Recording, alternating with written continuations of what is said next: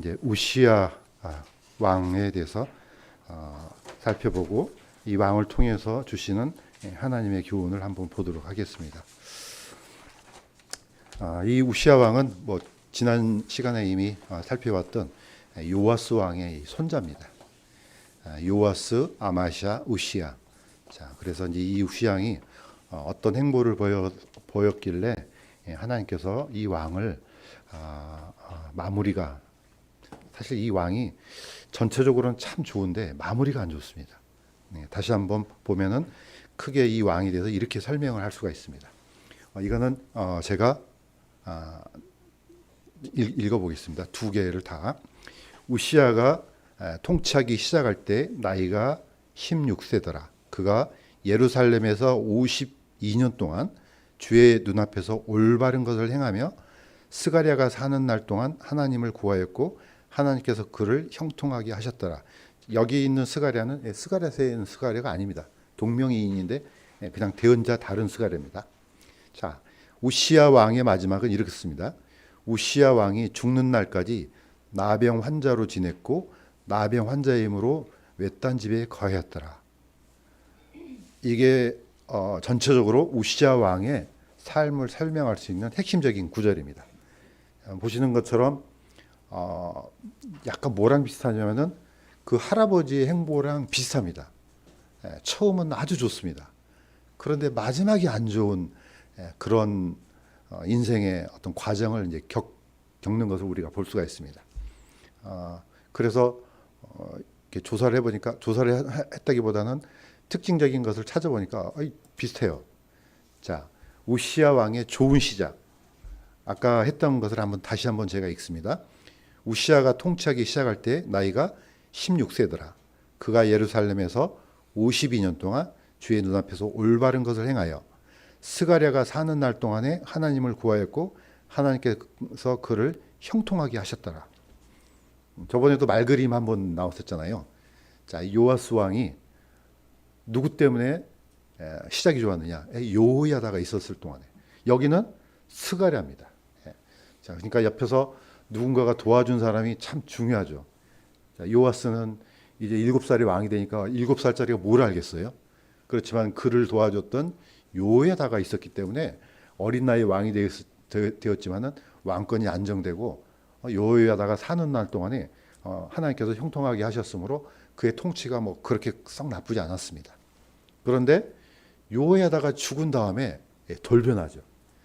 그래서 시작은 좋았으나 결과가 나쁜 그런 할아버지하고 거의 비슷한 행보를 갑니다. 어쨌든 이 우시야 왕은 시작만 좋았을 뿐만 아니고 아주 탁월한 왕입니다. 우리가 이제 성경을 보면 알겠지만은 이런 왕이 있을까 할 정도로 굉장히 다른 왕들보다 아주 놀라운 능력을 갖고 있습니다. 자, 이 왕도 역시 스가랴가 사는 날 동안에 하나님을 구하였고, 그러니까 하나님께 다 기도하고 또 하나님을 생각하고 좋았죠. 그러니까 16살이니까 아무래도 몇 살이 지금 중학교 한 2, 3학년 정도 되겠나요? 예. 이쯤 왕이 되니까 이분도 뭐 그렇게 싹 아주 뭐 정신 연령이 딱 다 자란 건 아니지만 그래도 이분의 행보가 좋았던 것은 스가랴가 있었기 때문에, 이 대언자가 있었기 때문에 하나님으로부터 복을 받고 잘 뛰었죠. 저번에도 말그림 나왔잖아요. 여기서 똑같이 같은 보폭을 맞춰서 잘 뛰었습니다. 자, 그래서 장작 몇 년요? 아주 오래 통치합니다. 거의 52년 동안 통치를 하죠. 그러니까 상당히 장수한 왕이기도 합니다. 자, 이 우시야 왕에서 우리가 이제 약간 좀 주목해 봐야 될 것은 탁월한 정도가 다른 왕들과 비교가 안 될 정도로 탁월합니다. 자, 이 아사랴 왕이라고도 합니다. 두 가지는 뭐 이름을 굳이 안 내어도 되지만은 이 우시야 왕이 다른 이름이 아사랴가 있다. 이 정도만 알고, 자, 특징을 한번 찾아보면은 탁월한 군대 지휘관이었습니다. 이 왕은 그냥 보통 왕이 아니고 군대를 이끌고 가서 영토를 확장하고, 마치 이제 우리나라의 어디입니까? 광개토대왕처럼 왕이면서도 그냥 거의 뭡니까? 저기 북쪽에 있는 그 넓은 광활한 땅을 막 쳐들어가서 막 점령하고, 이런 왕이 바로 이제 이런 왕이었습니다. 자, 그가 우시아가 엘롯을 건축하고, 엘롯은 저 밑에 이제 홍해 밑으로 가면은, 홍해가 이제 이제 처음에는 하나로 갔다가 나중에 쪼개지잖아요. 이렇게 시나이 반도 쪽으로. 그래서 하나는 수에즈만으로 가고 하나는 아카바만인데, 바로 여기가 이제 바로 아카바만인데, 여기 엘롯이라는 것을 이제 건축을 합니다. 그러면은 이 이스라엘은 밑에 남쪽으로 배를 타고 이렇게 빠져나올 수 있는 아주 이제 그 좋은 그런 항구를 갖게 되죠. 자, 여기를 건축합니다. 그 다음에 또 이 사람이 뭐 했느냐? 이분이 가드의 성벽과 야브네의 성벽과 아스도의 성벽을 헐고, 여긴 다 블레셋 지방입니다. 그러니까 우시아 왕이 블레셋을 복속시키죠. 탁월한 군사적인 그런 재능이 있던 것 같아요. 자, 그 다음에 또 뭐 했느냐? 구르발에 거한 아라비아 사람들과, 이 바로 이제 이 구르발이 좀 어려운 단어긴 한데, 이것을 70인역을 찾아보면은 여기가 페트라로 돼 있습니다. 그러니까 다른 이름일 수도 있다는 거죠.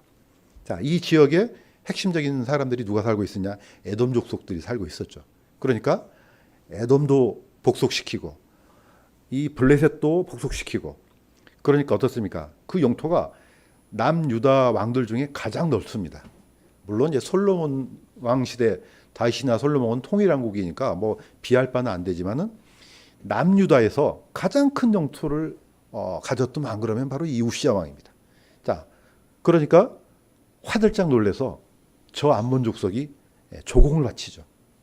모압은 말할 것도 없겠죠. 자, 이렇게 해서 영향력이 최대한 확장됩니다. 자, 그러면은 이 우시아 왕 때 살았던 백성들이 얼마나 큰 자부심을 느꼈겠어요. 야, 드디어 우리나라가 그 옛날 솔로몬의 영광을 재현하는구나. 이렇게 아마 백성들은 살았을 것입니다. 자, 군사력만 탁월한 게 아닙니다. 이분이 또 했던 게 이겁니다. 또 경제도 상당히 전문가입니다. 뭐 제가 그 시대에 안 살아봤지만 성경에 있는 것을 보면은 이렇게 돼 있습니다. 이것도 이제 제가 읽겠습니다. 자, 우시아가 사막에 망대들을 세우고 많은 우물을 팠으니 이는 그가 저지대 지방과 평야에 가축을 많이 소유하였기 때문이라. 또 그가 산들과 갈멜의 농부들과 포도원 지기들을 두었더라. 그는 농사를 좋아하였더라. 그냥 막 싸움만 좋아하고 막 때려 부시고 이게 아니고, 백성들을 위해서 농지를 개간하고 포도원도 짓고. 이 대단한 왕이죠. 그냥 단순히 그냥 농토를 개간하는 게 아니고 우물도 많이 팠기 때문에 가축들도 먹어야 될 거 아니에요. 그러니까 쭉 보니까 이분은 군대면 군대, 경제면 경제, 뭐 못하는 게 없는 것 같아요, 보니까. 자, 이렇게 해서 이 우시아가 사는 날 동안에 나라가 어마어마하게 부강해졌다는 것을 우리가 이 짧은 이 성경을 통해서도 이제 구절 속에서도 이제 알 수가 있습니다. 그러니까 나라도 이때 살았으면은, 야, 저런 왕이 있었을까? 저렇게 놀라운 백성들의 삶을 안정시키고 이렇게 우리나라를 부강하게 만든, 아마 칭송이 자자했을 것 같아요. 남유다의 왕 중에 이런 왕이 있을까 할 정도로 그런 왕이었습니다. 또 이분은 또 어떤 분이었느냐? 그냥 이렇게 끝나지 않습니다. 그냥 이분은 내가 보니까 정말로 탁월한 것 같아요. 그래서 제목을 이렇게 붙였습니다. 우시아 왕은 신무기 개발자였다. 이것도 제가 읽겠습니다. 군대는 30만 7,500명이더라. 우시아가 예루살렘에서 솜 씻는 사람들이 고안한 기계들을 만들어 망대와 보루 위에 두고 그것들로 화살과 큰 돌을 쏘게 하였더라. 그의 이름이 널리 퍼졌으니 이는 그가 놀랍게 도움을 받아 마침내 강하게 되었기 때문이더라. 이렇게 되어 있습니다. 그러니까 다른 왕에 비하면 군대는 그렇게 많지가 않습니다. 그런데 이 왕은 군대가 약 30만 정도 되는데 전부 다 무장시켰습니다. 그러니까 이 작은 군대지만은 엄청난 강력한 군대를 만들었죠. 그냥 보통 군대가 아니고 또 뭐 했습니까? 솜 씻는 사람들이 고안한 기계를 만들어. 지금이야 밑에 있는 이게 이제 투석기지만은 이때 당시 때는 아마 신무기였던 것 같아요. 옛날에 저도 읽어본 그 전쟁사를 읽어보는데, 옛날에는 사람들이 그냥 활을 쏘잖아요. 활은 기껏해야지 뭐 한 몇백 미터 정도 날아갑니다. 그런데 어떤 무기를 만들었냐면은 활이 아니고 이제 그걸 석궁이라고 그러죠. 이 화살 자체가 막 창처럼 길어요. 그런데 이걸 엄청난 장력을 이렇게 늘리는 걸 개발해 가지고 기계에다 놓고 돌려서 빵 쏘면은 어마어마한 멀리로 날아가요. 자, 그때 이 왕이 자기 왕궁에 떨어졌던 이 석궁이 박힌 이 창을 보고, 이제 창이라고 해야 되나 화살이라 해야 되나, 이걸 보고 야, 인류는 기술이 여기까지구나, 이렇게 감탄했다 합니다. 그러니까 그 당시 때 이 정도면요 엄청난 겁니다. 우리는 뭐 이거 아이고 뭐 이게 뭐 무기야 할 정도지만은 이 무거운 돌을 아주 몇 킬로까지 날린다는 건 엄청난 겁니다. 자, 바로 이런 것들을 누가 만들었느냐? 바로 우시아 왕이, 뭐 자기가 만들었지는 그렇진 않겠지만은 어쨌든 우시아 왕이 책임자이기 때문에 아마 이런 영예가 돌아간 것 같아요. 자, 놀랍게 도움을 받아 마침내 강하게 됐기 때문이라. 오른쪽에 있는 그림처럼 뭐 이 정도 되지 않을까요? 아예 그냥 뭐 남들이 맞출 수 없는, 적이 맞출 수 없는 아주 엄청난 속도의 그런 미사일 같은 거. 자, 작은 군대가 큰 군대, 큰 나라를 향해서 이렇게 대등하게 싸울 수 있는 것은요, 무기가 강력해야 됩니다. 숫자는 별로 안 중요해요. 무기가 강력해야지 함부로 덤벼들지 못하는 거 아니겠습니까? 이때가 바로 언제냐? 우시아 왕 때입니다. 그러니까 우시아 왕은 군사면 군사, 경제면 경제, 뭐 이게 국방이면 국방, 모든 것을 효율적으로 탁월하게, 아주 놀라운 그런 왕 중에 한 사람임을 우리가 알 수가 있습니다.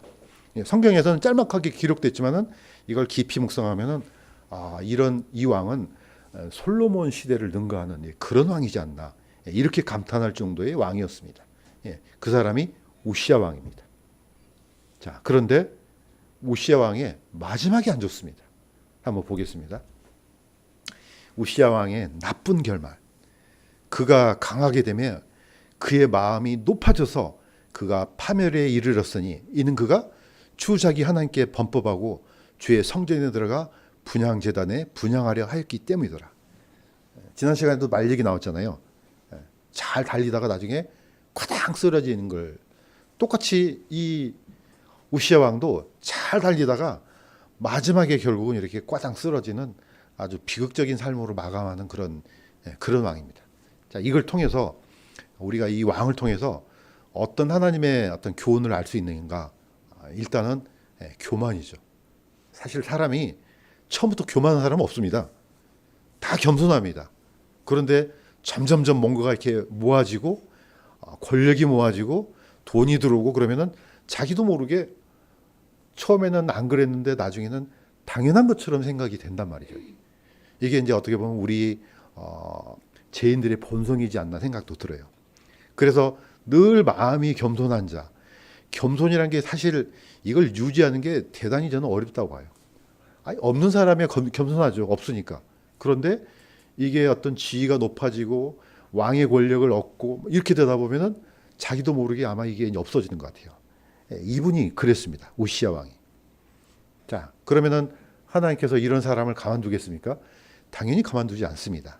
자, 이때를 한번 보겠습니다. 우시아 왕의 분노.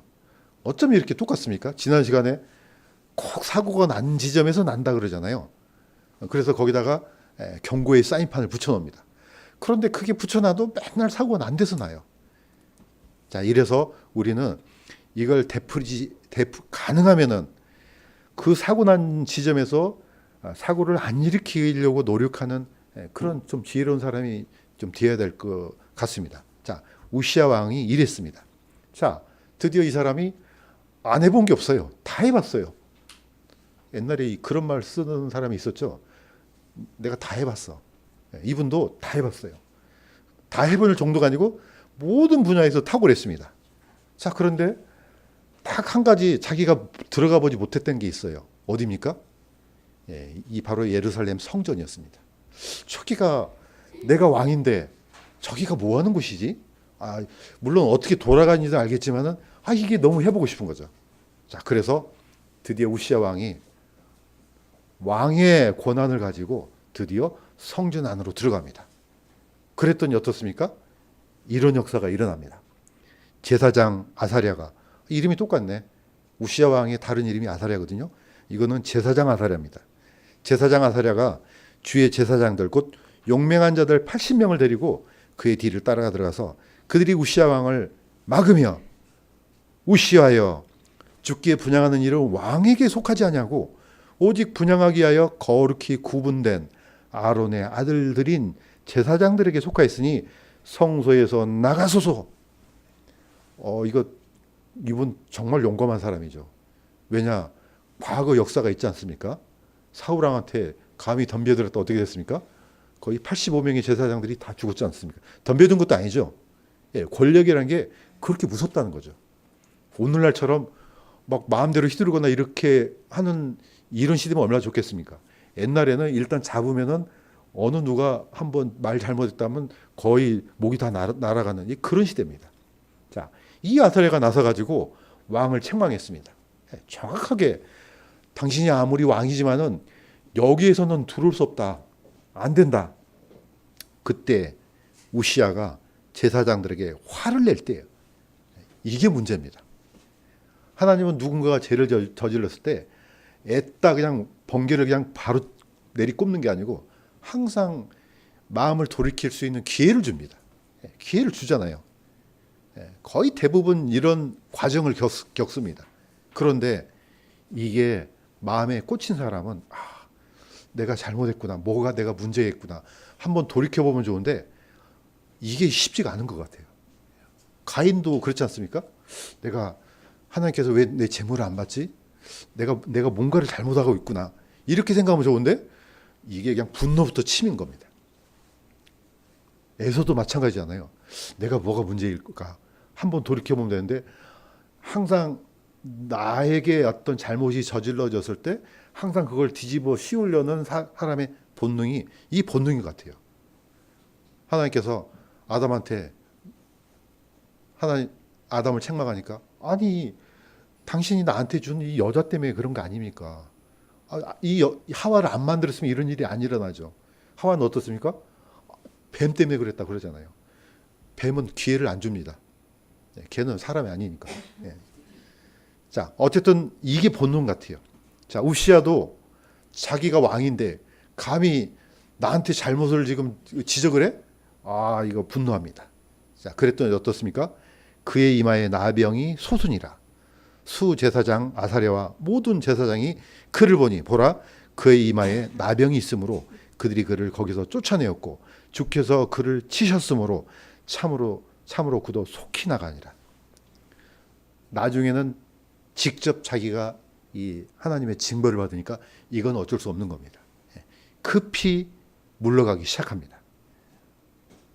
자, 이 과정을 보면은 참으로 놀라운 것을 발견할 수가 있는데 우리는 이제 성경을 아니까 왜 하나님께서 이렇게 강한 징벌을 내리셨는지 보면은 충분히 이해할 수가 있습니다. 쫓겨난 우시아 왕. 자, 우시아 왕은 아주 탁월한 왕이었습니다. 자, 그런데 그의 마지막은 우시아 왕이 죽는 날까지 나병 환자로 지냈고 나병 환자의 힘으로 외딴 집에서 거했더라. 우리가 이제 너무나 자주 듣는 소리죠. 나병은 이거는 영적으로도 죄를 설명할 수 있는 아주 죄가 어떤 것인가를 속성을 설명할 수 있는 그런 어떤 병이죠. 왜 그렇습니까? 이 나병은 처음에 걸리면은 저는 안 걸려 보니까 이제 어떻게 보면 사람들이 했던 얘기를 할 수밖에 없습니다. 감각이 없죠. 내가 걸렸는지 안 걸렸는지 모릅니다. 잠복 기간이 상당히 오래된다고 합니다. 그러니까 실적으로 이 나병이 걸렸어도 저 사람이 걸렸는지 안 걸렸는지 잘 모른다고 합니다. 나중에 때가 되면은 이제는 신경이 마비되고 감각이 잃고 제가 그렇지 않습니까? 우리 안에 처음에 제가 들어왔을 때 그 사람이 죄인인지 어쩐지 모르잖아요. 나중에 속에서 쏘가 이제는 이게 이제 문드러져서 이제 거의 자기의 모든 양심을 마비시킬 정도가 되면은 나중에는 움직일 수 없을 정도가 됩니다. 자, 우시아 왕의 과정이 이렇다는 겁니다.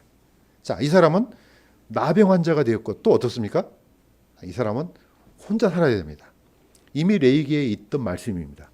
이것도 제가 읽겠습니다. 나병 환자는 자기 옷을 찢고 자기 머리에 쓴 것을 벗고 덮개로 윗입술을 가리고 외치기를 부정하다 부정하다 할 것이요 그 병이 그에게 있는 모든 날 동안에 그가 더러우니라. 그는 부정한즉 혼자 살되 그의 처소는 진영받게 될 것이니라. 이 나병 환자는 윗입술을 가린단 말이 이렇게 가려야 됩니다. 이렇게. 그래서 나는 부정하다. 사람들이 가까이 오지 못하도록. 혹시라도 모르고 가까이 오면 소리를 질러야 됩니다. 나를 피해서 가라고. 나중에는 진영 밖으로 나가야 됩니다. 결국은 죄인이 마지막으로 가는 데가 어디입니까? 영원한 지옥, 어둡고 캄캄하고 그 뜨거운 곳에 영원토록 외로움 속에 살아야 됩니다. 이걸 이제 다 보여주는 거죠. 왜냐? 거룩한 하나님의 진영 안에 들을 수가 없는 거죠. 우시야 왕이 이 모습을 보세요. 왼쪽에 그림을 보면은 이거 얼마나 근엄합니까? 그 얼굴에 보면 포스가 느껴지잖아요.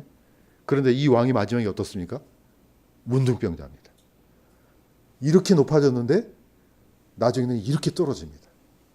이게 이제 교만이 사람을 어떻게 만드는지 우리가 이제 이미 알고 있는 것처럼 사탄이 처음 만들어졌을 때 물론 사탄이라고 돼 있지 않지만 우리가 두루 왕을 통해서 하나님께서 살짝 보여주죠. 하늘에 어떤 일이 일어났는지.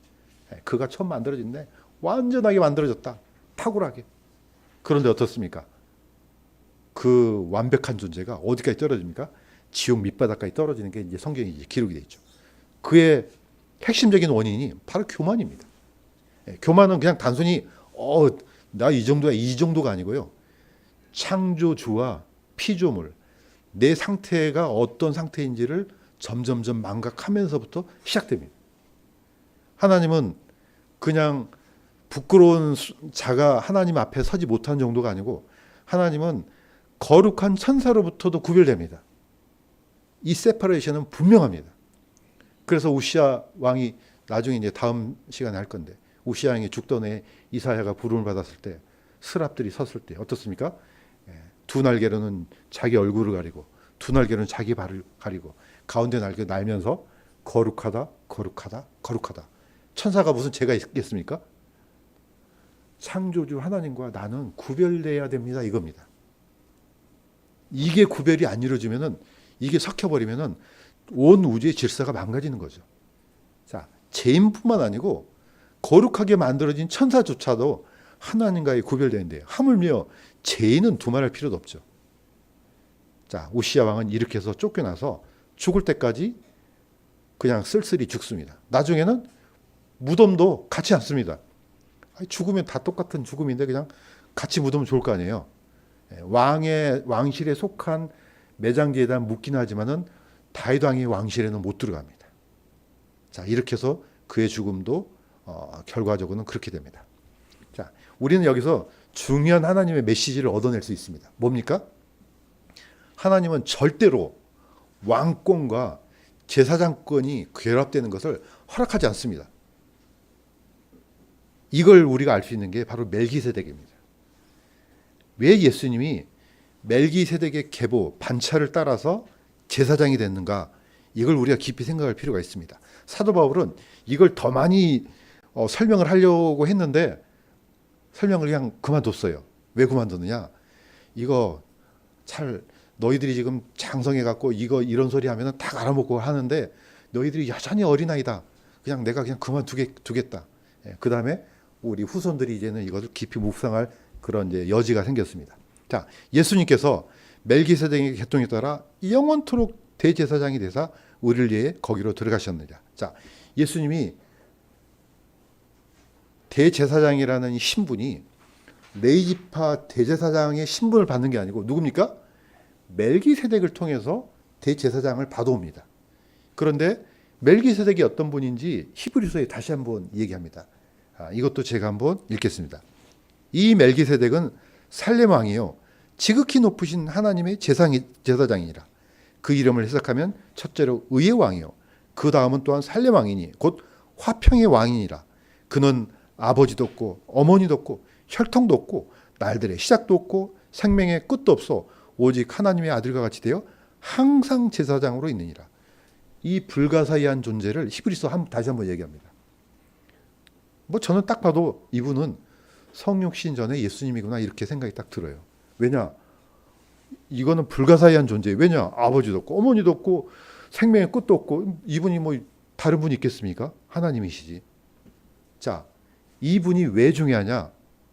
이분은 율법 전에 존재했습니다. 모세 전에 있었습니다.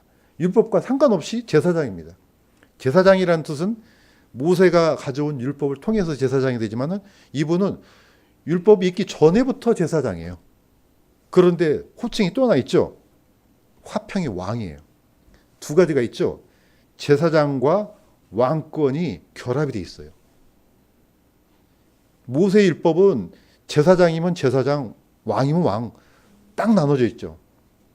제사장은 오직 레위 지파를 통해서만 되고 유다의 왕권은 유다 지파를 통해서만 왕권이 됩니다. 그런데 이분은 상관없습니다. 킹이면서도 제사장이에요. 바로 예수님은 이 계보를 따라서 제사장이 됐다 이렇게 합니다.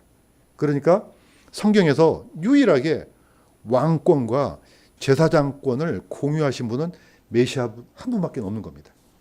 왜냐? 이분을 통해서 완전한 예배가 드려질 수 있기 때문에 그렇다는 거죠. 다른 사람은 안 돼 이겁니다. 절대로 안 돼. 그런 사람이 있으면 하나님께서 가만두지 않을 거야. 이게 바로 우시아 왕을 통해서 하나님께서 주신 메시지입니다. 자, 그렇다면 이걸 한번 보겠습니다. 우리 성경에는 없지만 외경 중에 마카비서가 있습니다. 카톨릭에서는 마카베오라고 합니다. 그런데 이 마카베오가 마카비서가 외경인데 굉장히 중요한 책이에요. 이스라엘 백성들한테도. 왜냐? 바로 중간기의 역사가 자세히 기록이 되어 있습니다. 또 한 가지, 이 마카비서에 그 옛날 헬라인들한테 빼앗겼던, 짓밟혔던 성전이 회복되는 역사가 이 안에 기록이 되어 있습니다. 그러면 유대인들은 야, 이거 성경 돼야지 이렇게 할 거 아니겠습니까? 그런데 이 마카비서는 외경이고 성경 정경에 들어갈 수 없습니다. 자, 이유가 뭐냐? 여러 가지 이유가 있지만 아주 두드러진 이유 중에 하나는 뭡니까? 이 마카비서는 레위지파 대제사장이 왕권을 결합시켜 버립니다. 이게 마카베오 상 14장 43절에서 41절까지가 있습니다. 이건 제가 빠르게 읽어보겠습니다. 온 국민은 시몬에게 복종하여야 한다. 이 시몬이 누구냐? 바로 그 옛날 마따디아 레위지파 제사장 두 번째 아들입니다. 그러니까 레위지파입니다.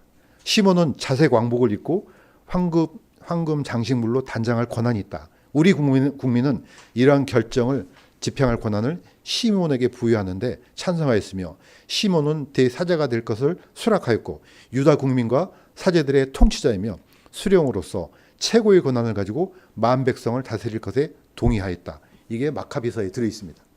자, 유대인들이 봤을 때 이거 상당히 좋은 내용이잖아요.